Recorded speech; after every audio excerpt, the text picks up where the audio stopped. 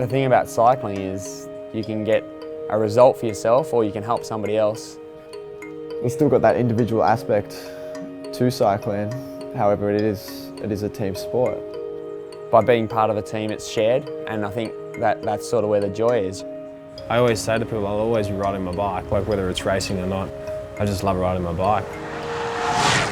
If I wanted to go somewhere, you could just jump on your bike, and whether it be 10 kilometres down the road or 100 kilometres down the road, you could get there under your own steam. The riding that suits me the best is when it's hard. It's a little bit hilly, it's windy, it's dead roads. I'm more suited to tours, and that's something I'm continuously working on as a rider, on my time trialling and my climbing. I like sprinting from big bunches, or maybe a race with the crosswinds and there's only going to be a small bunch of 10 or 20 guys at the finish. I'm more of a breakaway rider, I guess, someone who goes in the early breaks and just hopes that it doesn't get caught. I'm not a special climber, I'm not a special sprinter, I'm not a special time trialer, but I can do all of it a little. So when the races are hard and everybody is tired, then that's when I come up the podium.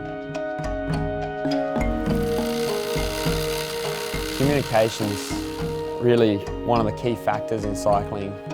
Whether it be communicating with the director and the assistant directors and the soigneurs and all the support staff, that you can understand what's required of you, but even down to on the road and understanding in the race how the race is panning out, how the other riders feel.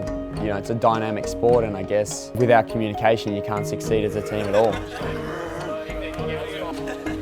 The most important thing to do after a race is to basically put back in what you've taken out. So make sure you recover well and be ready for the next event. And Drapac Professional Cycling, we have access to nutritionists and people that are constantly giving us advice, and I think that's extremely important.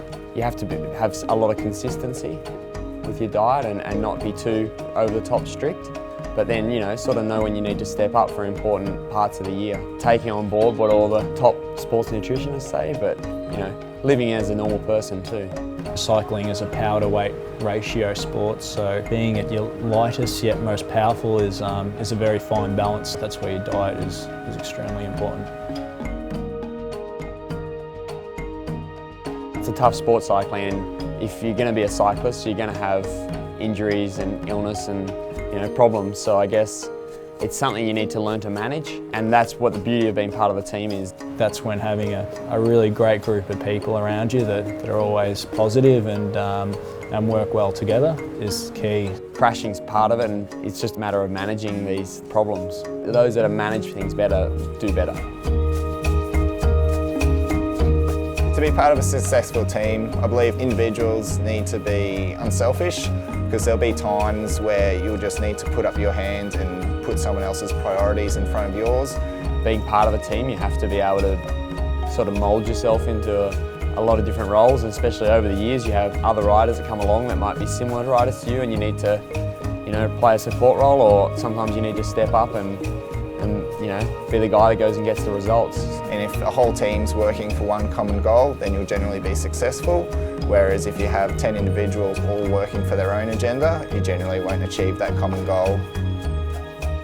When you're leading up to a race, if you've done the work, if you've done the training, then you know what your body is capable of. It's about trying to stay positive, and I think that's where having a strong team around you, a strong support basis like Drapac Professional Cycling is crucial in preparing yourself for a race.